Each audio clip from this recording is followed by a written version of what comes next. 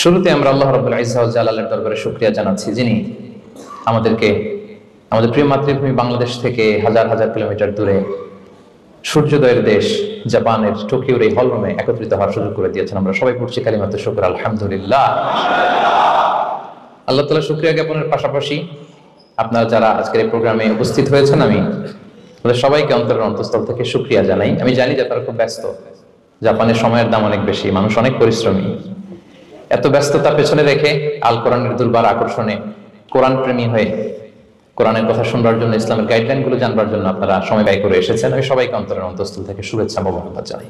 আমরা সবাই সুখী হতে চাই, কেউ কষ্টে থাকতে চাই না, কারণ মানুষ সুখের কাঙ্গাল, সবাই সুখের প্রত্যাশী। সুখে থাকা, শান্তিতে থাকা, ভালো থাকার ব্যাপারটা এটা মানুষের একটা সার্বজনীন লক্ষ্য বা উদ্দেশ্য। এক্ষেত্রে ধনী গরিব, রাজা প্রজা, ছোট বড়, নারী পুরুষ সবাই সমান।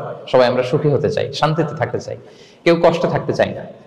যদিও আমাদের অনেক শিল্পীরা গান গান, আমি কষ্ট পেতে ভালোবাসি, তাই তোমার কাছে ছুটে আসি, বলে না? বলে না? গানে বলে, কিন্তু সেও জীবনে কষ্ট পেতে চায় না। কেউই কষ্ট পেতে চায় না।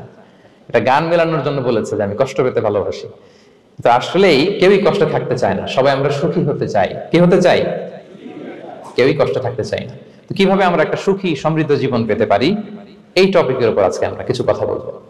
কোরআন আমাদেরকে কি গাইডলাইন দিয়েছে, ইসলাম আমাদেরকে কি জানিয়েছে, কিভাবে চললে আমরা এই পৃথিবীতে সুখী থাকতে পারি এবং জান্নাতেও আনন্দে থাকতে পারি, এটা জানার দরকার আছে না নাই? বলেন।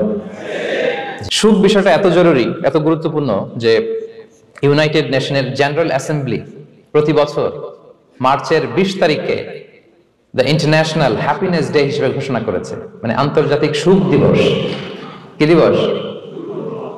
আন্তর্জাতিক সুখ দিবস হিসেবে ঘোষণা করেছে। এবং তারা একটা জরিপ করে যে পৃথিবীর কোন দেশের লোকেরা বেশি সুখী।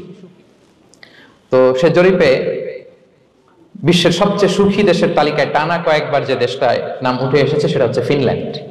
নাম শুনেছেন? এটা হচ্ছে নর্দার্ন ইউরোপের একটা দেশ, স্ক্যান্ডিনেভিয়ান কান্ট্রিজ এর একটা, ফিনল্যান্ড। সে জরিপে উঠে এসেছে যে ফিনল্যান্ডের লোকেরা নাকি বেশি সুখী।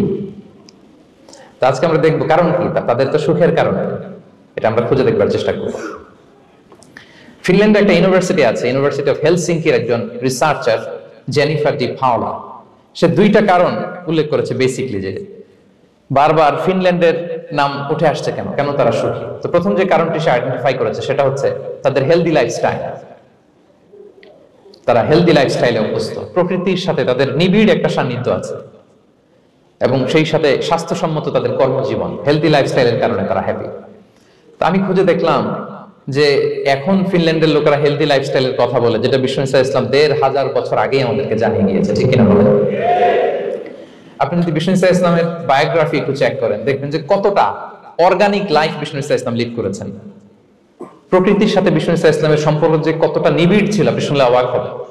ওনার শৈশবের দিকে যদি আমরা তাকাই, আমরা দেখবো যে তিনি মক্কায় জন্মেছেন ঠিকই, কিন্তু মক্কায় বড় হননি। বড় হয়েছেন বনু সাদে। জানেন আপনারা? হালিমাতু সাদিয়া দুধ পান করানোর জন্য মক্কা থেকে বিষ্ণু ইসলামকে সেই তায়েফ পেরিয়ে আরো 70-80 কিলো দূরে বনু সাদ, যেখানে ধুধুমরু প্রান্ত, সুবিশাল আকাশ, বিস্তীর্ণ জমিন, বড় বড় পাহাড়, এরকম একটা মরুপল্লীতে বিষ্ণু ইসলামের শৈশব কেটেছে। দেখেন প্রকৃতির সাথে বিষ্ণু ইসলামের জীবনে কতটা নিবিড় সান্নিধ্য ছিল, কতটা সুনিবিড় সম্পর্ক ছিল। এরপর সেখান থেকে যখন চলে আসলেন, he started his career as a shepherd, রাখাল হিসেবে ক্যারিয়ার শুরু করলেন। পাহাড়ি উপত্যকা মাড়িয়ে তিনি ছাগল চড়াতেন, মেষ চড়াতেন। পৃথিবীর সব নবীরা ছাগল চড়িয়েছেন। মরুভূমির রুক্ষ পরিবেশ মাড়িয়ে মরু ঝড় সাইমুনকে মোকাবেলা করে তিনি কাফেলা নিয়ে এদিক থেকে ওইদিকে যেতেন। 27টা যুদ্ধে সরাসরি নেতৃত্ব দিয়েছেন। আল্লাহু আকবার। পাহাড়ে উঠতেন, মরুদ্যানে হাঁটতেন, খেজুরের বাগানে ঘুরতেন, তৃষ্ণা লাগলে কুয়া থেকে পানি তুলে খেতেন। এর চেয়ে অর্গানিক লাইফ আর হতে পারে ভাই? আওয়াজ করে বলেন, হতে পারে? ইভেন যেখানে ঘরের ভিতরে ঘুমাতেন, ঘরটাও ছিল খেজুর পাতার ছাউনি দিয়ে, খেজুরের পাতা, ডাল, ছোবড়া এগুলো দিয়ে বালিশ, তোশক, জাজিম বানিয়ে শুতেন। আর সবসময় অর্গানিক খাবার খেতেন। সুবহানাল্লাহ। তাহলে ফিনল্যান্ডের লোকেরা সবচেয়ে বেশি সুখী তাদের হেলদি লাইফস্টাইলের কারণে, প্রকৃতির সাথে নিবিড় সম্পর্ক। কিন্তু বিষ্ণু ইসলাম এই ঘটনা ঘটার 1500 বছর আগেই জানিয়ে গিয়েছেন যে হেলদি লাইফস্টাইলের কোনো বিকল্প নেই। পুরো লাইফটাই ছিল ওনার হেলদি, অর্গানিক। সুবহানাল্লাহ। জেনিফার ডি পাওলা দ্বিতীয় যে কারণটি উল্লেখ করেছেন যে ফিনল্যান্ডের লোকেরা এত সুখী কেন, সে বলেছে যে তারা টেনশন ফ্রি লাইফস্টাইলে অভ্যস্ত, কোনো পরিস্থিতিতে উদ্বিগ্ন হতে চায় না, যে কোনো সিচুয়েশন ঠান্ডা মাথায় ডিল করে। বিষ্ণু ইসলামের বায়োগ্রাফির দিকে তাকান, তিনিও তাই করেছেন সারা জীবন।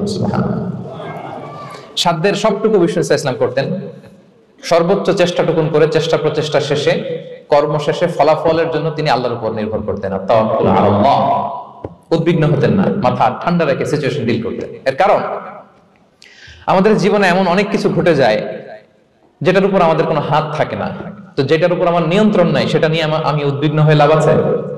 কথা বলেন, উদ্বিগ্ন হয়ে লাভ আছে? জীবন আপনাকে অনেক কিছু দিবে, আবার কেড়ে নিবে। আল্লাহ এভাবেই পৃথিবীটাকে সাজিয়েছেন। ইয়াউমুন লাকা ওয়া ইয়াউমুন আলাইকা, একদিন আপনার ভালো যাবে, আরেকদিন খারাপ যাবে। ওয়া তিলকাল আইয়ামু নুদাবিলুহা বাইনান নাস, আল্লাহ বলেন যুগটাকে আমি ঘুরিয়ে ফিরিয়ে মানুষের সামনে এভাবেই আনি। This is the routine work of this দুনিয়া। দুনিয়ার রুটিন ওয়ার্ক এইটা। আজকে ভালো, কালকেও যে ভালো যাবে এমনটা নয়, কালকে খারাপ যাবে। আজকে তার খারাপ যাচ্ছে, পরশুদিন আবার তার ভালো দিন যাবে, ঠিক কিনা বলেন? অন্য এক সূরা আল্লাহ তাআলা বলেছেন ফাইন্না মাআল উসরি ইউসরা, নিশ্চয়ই কষ্টের সাথে আছে স্বস্তি। আজীবন মানুষ কষ্টে থাকে না, দুঃখের পরে থাকে সুখ, দুঃখের পরে কি থাকে? সুখ থাকে। এজন্য উদ্বিগ্ন হওয়া যাবে না। বিষ্ণু ইসলামের জীবনী থেকে আমরা এটাই শিখি, উদ্বিগ্ন হওয়া যাবে না। তিনি বলতেন ওয়া আলাম আন্নামা আসাবাকা লাম ইয়াকুন লিইখতিআক ওয়া মা আখতাআকা লাম ইয়াকুন লিইউসিবাক রুফিআতিল আকলাম ওয়া জাফফাতিস সুহুফ। ওনার কাজিন আব্দুল্লাহকে ডেকে বললেন, আব্দুল্লাহ, যেটা তুমি পাওয়ার সেটা তুমিই পাবা, কোনোদিন মিস হবে না। এটা তোমার, যেটা তোমার হওয়ার কথা ছিল এটা তুমি পাবাই, এটা মিস হবে না। আর যেটা তোমার নসিবে নাই, যেটা তুমি পাবা না, গোটা বিশ্বের সব ক্ষমতাকে হাতের মুঠোয় আনলেও সেটার দেখা তুমি পাবে না। তো এই জন্য উদ্বিগ্ন হয়ে লাভ আছে বলেন না। আমরা আমাদের সর্বোচ্চ চেষ্টাটুকুন করব, তারপর ফলাফলের জন্য আমরা ভরসা রাখবো, নির্ভর করবো একজন সত্তার উপর। আওয়াজ করে বলেন তো, তিনি কে? আমরা আল্লাহর উপর ভরসা রাখবো। তাহলে ফিনল্যান্ডের লোকেরা এই যে হ্যাপি হয়ে খুব বেশি খুশি, এত বেশি খুশি হওয়ার কিছু নাই। এগুলো আগে থেকে আমরা জানি, কি বলেন? জানি না আমরা? জাস্ট একটু প্র্যাকটিস করে নিজের জীবনের সাথে মানিয়ে নিতে হবে। সম্মানিত সুধী, আপনি যদি কোরআনকে জিজ্ঞেস করেন যে what is the Quranic formula of happy life, সুখে শান্তিতে থাকার জন্য কোরআনিক ফর্মুলাটা কি, কিভাবে আমরা সুখী সমৃদ্ধ জীবন পেতে পারি, কোরআন আপনাকে দুইটা জিনিসের কথা বলে। নাম্বার 1 হচ্ছে ফেইথ, নাম্বার 2 হচ্ছে গুড ডিড। আই রিপিট, আমি আবারও বলছি, নাম্বার 1 ফেইথ, বিশ্বাস, আল্লাহর উপর অগাধ বিশ্বাস এবং আস্থা। 2 নাম্বার হচ্ছে গুড ডিড, মানে সৎকর্ম, নেক আমল। যার মধ্যে দুইটা থাকবে তাকে সুখী সমৃদ্ধ জীবন দান করবে কে? Faith and good deed, you'll be happy in your life, for the sure I'm telling you. এই দুইটা যদি এনশিওর করতে পারেন, আপনাকে সুখী সমৃদ্ধ জীবন দিবে কে? এবং এই আয়াতটি দিয়েই, হ্যাপি হওয়ার কোরআনিক ফর্মুলা দিয়ে আমি আজকের আলোচনা শুরু করেছি। আল্লাহ তাআলা সূরা নাহলের 97 নম্বর আয়াতে বলছেন, মান আমিলা সলিহাম মিন যাকারিন আও উনসা ওয়া হুয়া মুমিন ফালানুহইয়ান্নাহু হায়াতান তাইয়্যিবা ওয়া লানাজজিয়ান্নাহুম আজরাহুম বিআহসানি মা কানু ইয়ামালুন। বিশ্বাসী নারী কিংবা পুরুষ, তারা যদি সৎকর্ম করে তাদেরকে আমি সুখী সমৃদ্ধ জীবন দান করব। অর্থগুলো খেয়াল করে শুনেন। আল্লাহর কথায় কোনো ফাঁকফোকর থাকে না, আল্লাহর কথায়, নবীর কথায় ফাঁকফোকর থাকে না। আল্লাহ তাআলা বলছেন বিশ্বাসী নারী কিংবা পুরুষ তারা যদি নেক কাজ করে, সৎকর্ম সম্পাদন করে, তাহলে তাদেরকে আমি সুখী সমৃদ্ধ জীবন দান করব। তাহলে আমরা যদি আল্লাহ বিশ্বাস করি, আল্লাহর উপর বিশ্বাস আস্থা থাকে এবং সৎকর্ম সম্পাদন করি পৃথিবীতে, তাহলে আমরা সুখী এবং সমৃদ্ধ জীবন লাভে ধন্য হব প্রিয় ভাইরা। তবে একটা জিনিস আমাদের মাথায় রাখতে হবে আলোচনা শুরুতেই, সেটা হচ্ছে এই যে হ্যাপিনেস বা সুখ, এই পৃথিবীতে যে সুখ, happiness in this worldly life, in this দুনিয়া ইজন্ট পার্মানেন্ট, ইটস টেম্পোরারি। পৃথিবীর সুখটা এটা পার্মানেন্ট না, এটা অস্থায়ী, টেম্পোরারি। পার্মানেন্ট সুখ দেয়া হবে জান্নাতে। আওয়াজ করে বলেন কোথায়? জান্নাতের সুখের মধ্যে কোনো গ্যাপ নাই, ইন্টারাপশন নাই। কিন্তু পৃথিবীর সুখ শান্তির মধ্যে এটা বারবার ইন্টারাপ্টেড হবে, হ্যাঁ, ইন্টারাপ্টেড। আর জান্নাতের সুখ হচ্ছে আনইন্টারাপ্টেড। সুবহানাল্লাহ। যখন পৃথিবীতে আপনি সুখে আছেন, আপনার সুখকে কি ইন্টারাপ্ট করে? অসুস্থতা। খুব সুখে আছেন, শান্তিতে আছেন, হঠাৎ অসুস্থতা চলে আসে, তার মানে ইন্টারাপশন হয়েছে না বলেন? হঠাৎ কিডনি ফেলিয়ার করলো, হার্ট অ্যাটাক, ক্যান্সার স্টেজ 3 তে চলে গেছে, 4 এ চলে গেছে, তাহলে হ্যাপিনেসটা আর থাকলো না, এটা টেম্পোরারি। দুনিয়ার সুখকে ইন্টারাপ্ট করে বার্ধক্য। খুব সুখে শান্তিতে জীবন কাটাচ্ছিলেন, কিন্তু বয়স হয়ে গেছে 80, এখন আর সেই সুখ আছে? কথা বলে না কেন? সেই স্বাদ আল্লাহ দান নাই, সেই সুখের ছোঁয়া পরশান নাই, তাহলে দুনিয়ার সুখ টেম্পোরারি, অসুস্থতা এসে সুখ কেড়ে নেয়, বার্ধক্য এসে সুখ কেড়ে নেয়, আর সবচেয়ে বড় যে ব্যাপারটা এসে সুখের ইতি ঘটায় সেটা হচ্ছে মৃত্যু। সেটা কি? সুখে শান্তিতে জীবনযাপন করতেছেন, হঠাৎ সবকিছু চমকে দিয়ে আপনাকে একেবারে থমকে দিয়ে মৃত্যুর আগমন ঘটে যায়, তাই না? ওয়ালিকুল্লি উম্মাতিন আজাল ফাইদা জাআ আজালুহা লা ইস্তাখিরুনা সাআতান ওয়া লা ইস্তাকদিমুন। একেবারে ফিক্সড করা, সিলেক্ট করা কখন আপনি মরবেন। এই মৃত্যুর সময়টা আপনার ফিক্সড টাইমের 1 সেকেন্ড আগেও আসবে না, পরেও আসবে না। তাহলে দুনিয়ার সুখ এটা কি চিরস্থায়ী না ক্ষণস্থায়ী? টেম্পোরারি না পার্মানেন্ট? টেম্পোরারি। এই লাইফটা, দুনিয়ার হ্যাপিনেসটা এটা টেম্পোরারি, এটা খেয়াল রাখতে হবে। চির সুখ, চির শান্তি, আনইন্টারাপ্টেড হ্যাপিনেস আপনি পাবেন জান্নাতে। আল্লাহ তাআলা বলছেন, ওয়া আম্মাল্লাযীনা সুঈদু ফাফিল জান্নাতি খালিদিনা ফিহা মা দামাতিস সামাওয়াতু ওয়াল আরদু ইল্লা মা শাআ রাব্বুক আতাআন গায়রা মাজদুদ। সুবহানাল্লাহ। জান্নাতের নিয়ামত সুখ হবে, এটাকে আল্লাহ নাম দিয়েছেন আতা গায়রা মাজজুজ, এন্ড আনইন্টারাপ্টেড গিভিং। ওই যে সুখ পাবেন আপনি, আর কোনো ইন্টারাপশন হবে না। সুখ আর সুখ, শান্তি আর শান্তি। It's a gift without an end. এটার কোনো এন্ডিং নাই, শুরু আছে শেষ নাই। সুবহানাল্লাহ পড়ে। And it will be an award never to be taken away. একবার যে দেয়া হবে আর ছিনিয়ে নেওয়া হবে। একবার যে এন্ট্রি পাবেন আর জান্নাত থেকে বের হওয়া লাগবে না। তাহলে সুখ শান্তি আমরা কিভাবে পাবো এটা জানার আগে এই কথাটা আমাদেরকে মাথায় আগে ঢুকিয়ে নিতে হবে যে দুনিয়ার জীবনটা, এখানে সুখ শান্তি ক্ষণস্থায়ী। চির সুখ চির শান্তির জায়গা হচ্ছে জান্নাত। জান্নাতে অসুস্থতা নাই, আছে? সবাই বলেন জান্নাতে অসুস্থ হবেন? জান্নাতে বার্ধক্য নাই, বুড়ো হবেন না। বিষ্ণু ইসলাম বলেছেন জান্নাতে যারা ঢুকবে তারা হবে আবনাউ সালাসিন ওয়া সালাসিন, 33 বছরের তাগড়া যুবক হয়ে ঢুকবেন, চির যুবক চির যৌবনা। আহলুল জান্নাতে জুরদা ওয়া মুরদা ওয়া আবনাউ সালাসিন ওয়া সালাসিন, শুভ্রদেহী, সুন্দর, ছুটাম, স্মার্ট, ড্যাশিং ফেসের হবে। বয়স বাড়বে, অসুস্থতা স্পর্শ করবে না, আর মৃত্যুই থাকবে না সেখানে। কি বলেন, থাকবে? ইউতাল মাউতু বিকাবশিন আমলাহ, সাদা একটা বকরির আকৃতিতে মৃত্যুকে আনা হবে। ফায়ুযবাহুল মাউত, মৃত্যুকে সেদিন মৃত্যু দেয়া হবে। মৃত্যুকে জবাই করে বলা হবে ইয়া আহলাল জান্নাতি খুলুদুন ফালা মাউত, হে জান্নাতবাসীরা নো টেনশন, এনজয়। সুবহানাল্লাহ করবেন না? সেই জান্নাতে যেতে আমরা চাই কি চাই না? সবাই চাই তো?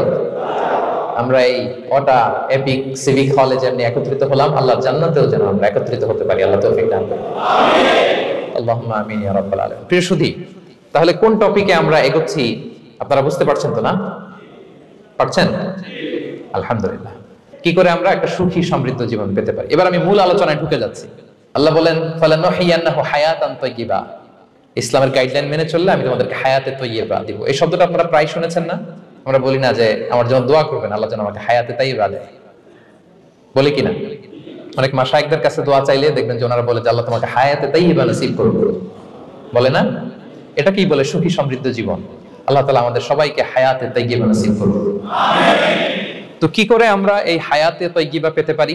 কার্যকর উপাদানগুলোর মধ্যে প্রথম যে উপাদানটা আমি শেয়ার করতে চাই বা ফ্যাক্টরটা শেয়ার করতে চাই সেটা হচ্ছে লাইফকে কখনো জটিল করবেন না। Make it simple, you will be happy. লাইফকে কি করবেন না? জটিল। অনেকে দেখবেন যে সহজ রাস্তাটা চিন না, খালি পেঁচায়, খালি জটিল করে। ওমা জাআলা আলাইকুম ফিদ-দীনি মিন হারাজ, আল্লাহ দিনের মধ্যে কোনো কাঠিন্যতা রাখেনি, জটিলতা রাখেনি। সহজ। দিন পালন কঠিন না সহজ? বলেন তো। সবাই বলবেন কঠিন না সহজ? দাঁড়িয়ে নামাজ পড়া ফরজ, কিন্তু দাঁড়াতে পারেন না। বসে পড়লে কবুল করবে কে? বসতেও পারেন না। শুয়ে পড়লে কবুল করবে কে? শুতেও পারেন না, ইশারায় পড়বেন, কবুল করবে কে? ওযু করে নামাজ পড়া ফরজ, পানি নাই, তায়াম্মুম করে নামাজ পড়লে কবুল করবে কে? তাহলে ইসলাম কি কঠিন না সহজ? Make your life simple, you'll be happy. প্রথম সিক্রেট শেয়ার করলাম, লাইফটাকে জটিল বানাবেন না। অল্প কয়েকদিনের দুনিয়া, এমনি কেটে যাবে। এটা ওই দিকে যেন না ঠকি, ওইটা খেয়াল রাখবে। ওইখানে ঠকলে সব শেষ, আমও শেষ, সালাও শেষ। ওইখানে যেন ঠকে না যায়, এটা খেয়াল রাখতে হবে। তাহলে প্রথম ফ্যাক্টর হচ্ছে সুখী সমৃদ্ধ জীবনের, will make our life simple. Simplicity is the key to happiness. আপনি লাইফটাকে সিম্পল করবেন, আপনি হ্যাপি হবেন। রাসূল সাল্লাল্লাহু আলাইহি ওয়াসাল্লামের জীবনের দিকে যদি তাকান দেখবেন তিনি তাই করেছেন। সুবহানাল্লাহ। সহিহ মুসলিমের একটা হাদিস শোনাই আপনাদেরকে। আম্মা জান আয়েশা রাদিয়াল্লাহু তাআলা আনহা বর্ণনা করেন, তিনি বলেন, যাতা ইয়াউমিন জাআ রাসূলুল্লাহ সাল্লাল্লাহু আলাইহি ওয়াসাল্লাম, একদিন সকালবেলা রাসূল সাল্লাল্লাহু আলাইহি ওয়াসাল্লাম আমার বাসায় আসলেন। এসে বললেন, ইয়া আয়েশা, হে আয়েশা, হাল ইনদাকুম শাই, ফজর নামাজ পড়ে এসে বলতেছে, আয়েশা ব্রেকফাস্ট করার মতো ঘরে কিছু আছে, খাওয়ার মতো কি কিছু আছে? আম্মা জান আয়েশা বলেন, ক্বালাত মা ইনদানা শাই, ঘরে কিছু নাই ইয়া রাসূলুল্লাহ, কিছুই নাই খাওয়ার মতো। রাসূল সাল্লাল্লাহু আলাইহি ওয়াসাল্লাম বললেন, ফা ইন্নী সাইম, ঠিক আছে কিছু যখন নাই তাহলে আমি রোজার নিয়ত করে ফেললাম। কিসের নিয়ত? রোজার নিয়ত করে ফেললাম। কঠিন না সহজ? হ্যাঁ, what an easy going personality you see. এর চেয়ে সহজ সরল আর পলিসি হতে পারে? আয়েশা, ফজর নামাজ পড়ে আসছি, ব্রেকফাস্ট করার মতো কিছু আছে ঘরে? ইয়া রাসূলুল্লাহ, কিছু নাই। নাই, ঠিক আছে, আই এম ফাস্টিং, যাও রোজা রাখলাম, রোজার নিয়ত করলাম। কত ইজি গোয়িং, কত সিম্পল বানিয়েছেন লাইফটা। আচ্ছা, আমরা হলে কি করতাম? একটু মিলাই নিজের সাথে। সাধারণত আমরা যেটা করতাম, আমরা অনেকে রেগে যেতাম, প্রিয় ভাইরা, ঘরে কিছু নাই মানে তুমি আগে জানাবা না আমাকে? হ্যাঁ, গত রাতে বললে তো কিছু নিয়ে আসতে পারতাম। সাধারণত এইভাবেই তো রিয়েক্ট করি আমরা, কি বলেন, ঠিক কিনা? আগে জানাবা না কেন, আগে বলনি, রেগে যেতাম। অথবা বলতাম, আচ্ছা ঠিক আছে, এখন যে একটা কিছু ব্যবস্থা করি, দেখি কিছু পাওয়া যায় কিনা। এরকম অনেক ওয়ে খুঁজতাম, কিন্তু রাসূল সাল্লাল্লাহু আলাইহি ওয়াসাল্লাম এই কোনো অপশন না নিয়ে বললেন, okay, there is no food for breakfast, I am gonna fast, ফা ইন্নী সাইম, ঠিক আছে খাবার যখন নাই আমি রোজাই রেখে দিলাম। সুবহানাল্লাহ। এভাবে তিনি তার লাইফ লিড করেছেন। Make your life simple, you'll be happy. জটিল না করে সহজ করুন, আপনি হ্যাপি হবেন। রাসূল সাল্লাল্লাহু আলাইহি ওয়াসাল্লামের লাইফস্টাইল ছিল very simple, so simple yet so special. আমরা যেন এভাবে সিম্পলি সলিউশনের দিকে যাই, প্রিয় ভাইরা। জীবন কখনো সহজ নয়, জীবন কখনো সহজ নয়, জীবনকে সহজ বানিয়ে নিতে হয়। কখনো দোয়া করে, কখনো আল্লাহর উপর ভরসা করে, কখনো ইগনোর করে, কখনো কখনো মানিয়ে নিয়ে, স্যাক্রিফাইস করে, অ্যাডজাস্ট করে, ঠিক কিনা বলেন? জীবন সহজ নয়, সহজ করে নিতে হয়, মানিয়ে নিতে হয়, অ্যাডজাস্ট করতে হয়, স্যাক্রিফাইস করতে হয়। তাহলে প্রথম যে ফ্যাক্টরটা, সুখী সমৃদ্ধ জীবনের প্রথম ফ্যাক্টর যেটা আমি আজকে শেয়ার করলাম, সেটা হচ্ছে simplicity is the key to attain happiness in life. আপনি যদি সিম্পলিসিটিতে বিশ্বাসী হন, দেখবেন হ্যাপি। মানলেই সুখ, আর মনে নিলেই ঝামেলা। মেনে নিলেই শান্তি, আর মনে নিলে, দেখেন মনে নিবেন না মেনে নিবেন? মেনে নিব। সিচুয়েশনকে এইভাবে আমরা ঠান্ডা মাথায় ডিল করব। কথা কি ক্লিয়ার? আলহামদুলিল্লাহ। 2 নাম্বার, সুখী সমৃদ্ধ লাইফের আরেকটা হ্যাকস হচ্ছে টু ফরগিভ আদার্স। অন্যকে ক্ষমা করা। If you forgive others you will be happy. ক্ষমা করলে আপনি সুখী হবেন। অনেকে আছে ক্ষমা করতে চায় না, কঠিন হৃদয়, পাথরের মতো শক্ত হৃদয়, মাফ করতে চায় না কাউকে। উনি আবার মুনাজাতে বসলে, আল্লাহ আল্লাহ আমারে মাফ করো, আল্লাহ আমারে ক্ষমা করো, কাঁদতে কাঁদতে বুক ভাসায়। উনি ক্ষমা চায়, মাগার উনি কাউরে ক্ষমা করে না। এরকম ডাকাত আছে না নাই? চিন্তা করছেন? উনি ক্ষমা চায় আল্লাহর কাছে, কিন্তু উনি ক্ষমা করে না। প্রিয় ভাইরা, ক্ষমা করুন। যে ক্ষমা করে সে ক্ষমা পায়। আচ্ছা, একটু চোখটা বন্ধ করে, চোখ বন্ধ করলাম আমি, জানা অজানা পাপের পাহাড়ের দিকে তাকালাম। এবার একটু চিন্তা করেন যে কি পরিমাণে ক্ষমা আল্লাহর পক্ষ থেকে আমার জন্য প্রয়োজন। চিন্তা করেছেন? এবার চোখ খুলুন, পাপের পাহাড়ের দিকে একটু তাকান। আপনার জানা অজানা যে পাপের পাহাড়, তাকান এবং ভাবুন এগুলোর জন্য কি পরিমাণে ক্ষমা আল্লাহর পক্ষ থেকে আপনার দরকার, প্রয়োজন। সেই প্রয়োজনের তাগিদে হলেও ক্ষমা করুন। খেয়াল রাখবেন, যে ক্ষমা করে সে ক্ষমা পায়, যে অন্যকে ক্ষমা করে না সে ক্ষমা পায় না। তাহলে আল্লাহর কাছে ক্ষমা চাওয়ার আগে আপনি আপনার পাশের লোকদেরকে ক্ষমা করবেন। পারা যাবে তো ইনশাআল্লাহ? ক্ষমা এটা সবাই করতে পারে না, এটা অনেক বড় মহৎ গুণ। যার হৃদয় বড় সে ক্ষমা করতে পারে। আপনি যদি ক্ষমা না করে কারো ব্যাপারে হিংসা, বিদ্বেষ, ক্ষোভ, হিংসা অন্তরে পুষে রাখেন, এটা ওর কোনো লস নাই, লস আপনার। It will burn yourself inside, আপনারে জ্বালিয়ে দিবে। আপনি কারো ব্যাপারে ক্ষোভ রাখছেন, ক্ষোভে গদগদ, রেগে অস্থির, হিংসা, ওর কিছুই হচ্ছে না, হচ্ছে কার? আমার। আপনাকে জ্বালিয়ে পুড়ে শেষ করে দেবে। ওর দিকে তাকানোর দরকার নেই। আপনার নিজের সুখের জন্য আপনি অন্যদেরকে ক্ষমা করুন। তাহলে দেখবেন, যদি ক্ষমা করে দেন, একটা মনোদৈহিক প্রশান্তি আপনি লাভ করবেন, একটা সুখানুভূতি আপনি পাবেন। ক্ষমা করে দেন, রাগ, ক্ষোভ, হিংসাকে না বলুন, মনটাকে নির্ভর রাখুন, ইউল বি হ্যাপি। কথা বুঝতে পেরেছেন?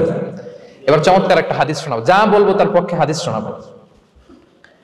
মুসনাদে আহমদ ইবনে হাম্বলের একটা হাদিস, বিষ্ণু ঈসা ইসলাম সাহাবাদেরকে নিয়ে একটা মজলিসে বসা, হঠাৎ করে তিনি বললেন, ইয়াতলু আলাইকুমুল আনা রাজুলুন মিন আহলিল জান্নাহ, ঠিক এখনই একজন এসে এই মজলিসে তোমাদের মধ্যে বসবে, সে জান্নাতি। সে কি?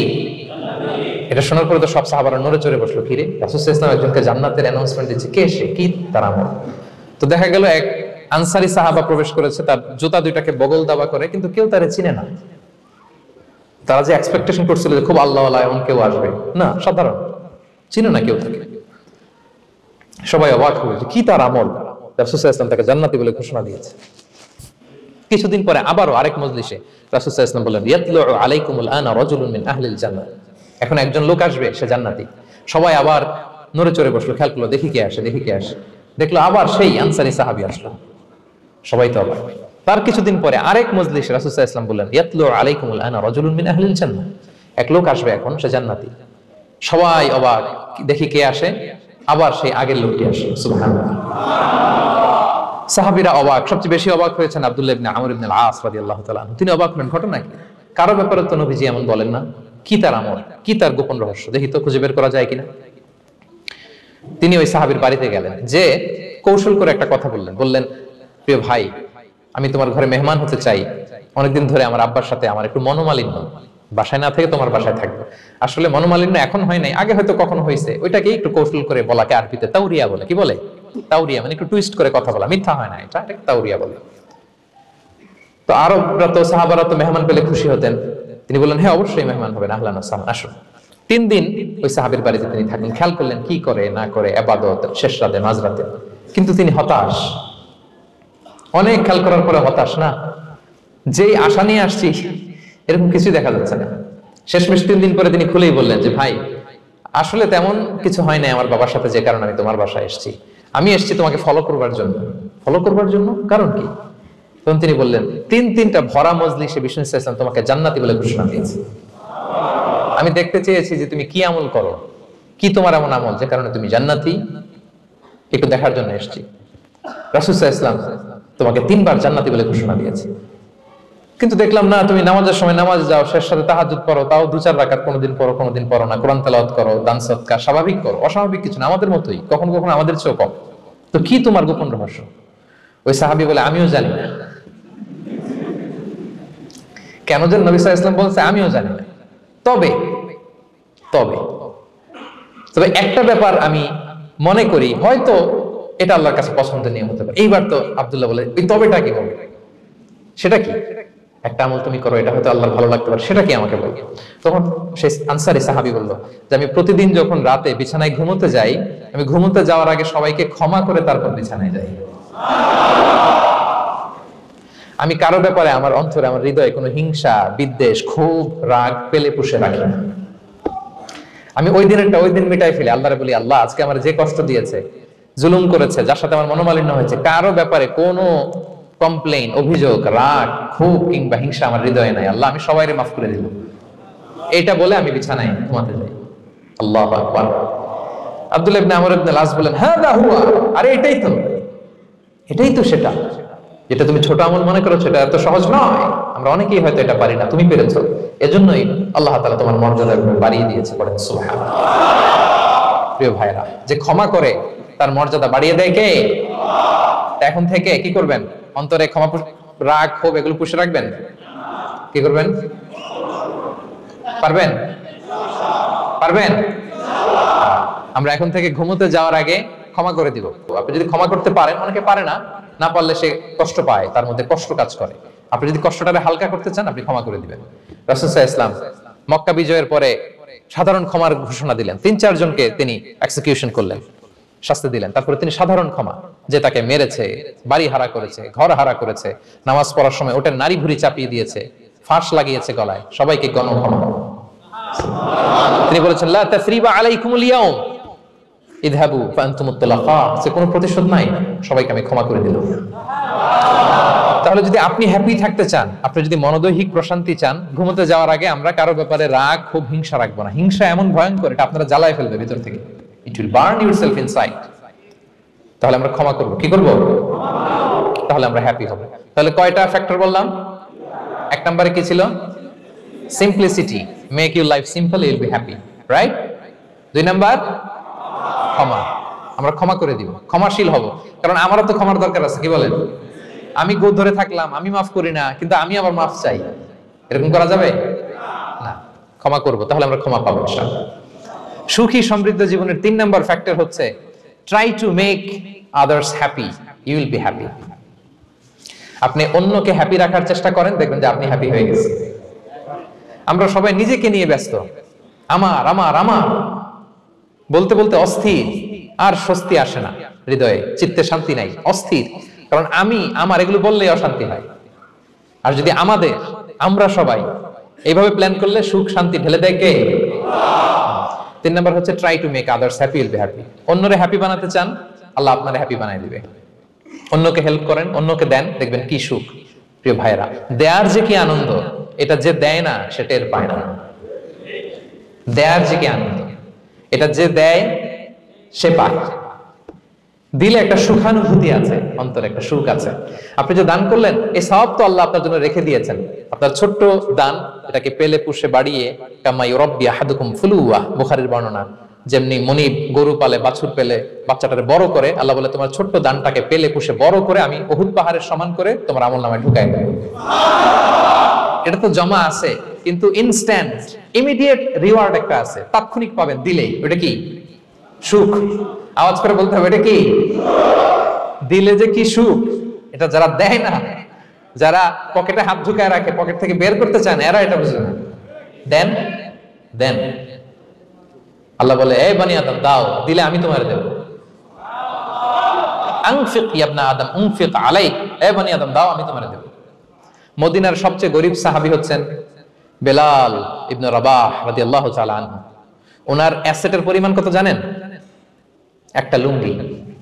রাদিয়াল্লাহু তাআলা আনহু টোটাল অ্যাসেটের এস্টিমেশন হচ্ছে প্রাইভেটটাকে কভার করার জন্য একটা লুঙ্গি। উনাকে বিষ্ণু ইসলাম বলেছেন আনফিক ইয়া বেলাল, বেলাল তুমিও দাও। ওয়ালা তাখশা মিন যিল আরশি ইকলালা, আরশের অধিপতির ভান্ডারে কোনো কমতি নাই, বেলাল তুমিও দাও, যা পারো দাও। তুমি এমন রবের গোলাম, তার ভান্ডারে কমতি নাই। হাদিসে কুদসিতে আল্লাহ বলেন ইয়া ইবনা আদম লাউ আন্না আউওয়ালাকুম আখিরাকুম ইনসাকুম জিন্নাকুম কামু আলা সাঈদিন ওয়াহিদ, পৃথিবীর আদম থেকে শুরু করে শেষ পর্যন্ত হাজার হাজার কোটি কোটি লক্ষ মানুষ যদি একটা প্রান্তরে দাঁড়িয়ে চাইতে থাকো আমি আল্লাহর কাছে, খালি চাও এটা দাও আল্লাহ, এটা দাও, যা যা দরকার আমি যদি সব দিয়ে দেই, আমি আল্লাহর ধন ভান্ডারের 1 ইঞ্চিও কমবে না। তবে হ্যাঁ, কমতে পারে। হাদিসের শেষে আছে হ্যাঁ, তবে কমতে পারে। সুই দিয়ে সাগরের পানি যতটুকু কমানো যায়, আমার ধনভাণ্ডারের এতটুকু হয়তো কমতে পারে। ধরেন আটলান্টিক মহাসাগরের ওখানে একটা সুই দিয়ে সাগরের এখান থেকে একটু সুইটা লাগালে সুইয়ের মধ্যে একটু পানির ছিটে লাগবে না? একটু কমছে তো সাগর থেকে পানি, 1 ফোঁটা নাকি? এতটুকু কমতে পারে। তোমাদের সবাইকে দিলে সুবহানাল্লাহ পড়বেন না? Try to make others happy, will be happy dear brothers and sisters. অন্যকে দেন, অন্যকে হ্যাপি করার চেষ্টা করেন, আল্লাহ আপনাকে হ্যাপি বানাবে। সহিহ মুসলিমের একটা বর্ণনা শোনাই, বিষ্ণু ইসলাম বলেন ওয়াল্লাহু ফি আউনিল আবদি মা দামাল আবদু ফি আউনি আখি, আল্লাহ তাআলা ততক্ষণ পর্যন্ত বান্দার সাহায্যে থাকে যতক্ষণ পর্যন্ত বান্দা তার ভাইয়ের সাহায্যে থাকে। কথা বুঝতে পেরেছেন? আমি আবারো বলি, আল্লাহ তাআলা ততক্ষণ পর্যন্ত কোন বান্দার সাহায্যে থাকে যতক্ষণ পর্যন্ত ওই বান্দা তার ভাইয়ের সাহায্যে থাকে। আপনি আপনার ভাইরে হেল্প করবেন, আপনাকে হেল্প করার জন্য প্রস্তুত কে প্রিয় ভাইরা? তাহলে আমরা যেন দেই, আমরা যেন অন্যের উপকার করি, আমরা যেন অন্যের শুভকামনা জানাই, আমরা যেন অন্যের জন্য দোয়া করি। অন্যের জন্য শুভকামনা করলে লাভ আছে, অন্যের জন্য শুভকামনা করলে এটা কল্যাণ হয়ে নিজের দিকেই ফিরে আসে। আমার জাপান প্রবাসী ভাইয়েরা, অন্যের শুভকামনা করলে এটা কল্যাণ হয়ে বহুগুণে বৃদ্ধি পেয়ে এটা নিজের দিকে ফিরে আসে। সুবহানাল্লাহ। রাসূল সাল্লাল্লাহু আলাইহি ওয়াসাল্লাম হাদিসে বলেন মা মিন আবদিন মুসলিমিন ইয়াদউ লি আখিহি বিযাহরিল গায়বি ইল্লা ক্বালাল মালাকু ওয়ালাকা বিমিসলিন, কেউ যদি তার ভাইয়ের জন্য দোয়া করে আল্লাহ তাকে তুমি ক্ষমা করো, ফেরেশতারা বলে আল্লাহ যিনি দোয়াটা করলো আগে তাকে ক্ষমা করো। আপনি যদি বলেন আল্লাহ আমার ভাই অসুস্থ, আল্লাহ তাকে সুস্থ করো, ফেরেশতারা বলতে থাকে আল্লাহ যিনি দোয়া করলো তার যদি কোনো অসুস্থতা থাকে তুমি আগে তাকে সুস্থ করো। তাহলে অন্যের জন্য শুভকামনা, অন্যের প্রতি হেল্পিং হ্যান্ড দিলে লাভ না লস? আওয়াজ করে বলেন লাভ না লস? তাহলে সুখী সমৃদ্ধ জীবন পাবার 3 নম্বর পয়েন্ট হচ্ছে অন্যকে কি করা? হেল্প করা, হ্যাপি করা, অন্যকে হ্যাপি করতে চাইলে আল্লাহ তাআলা আপনাকে হ্যাপি বানাবে।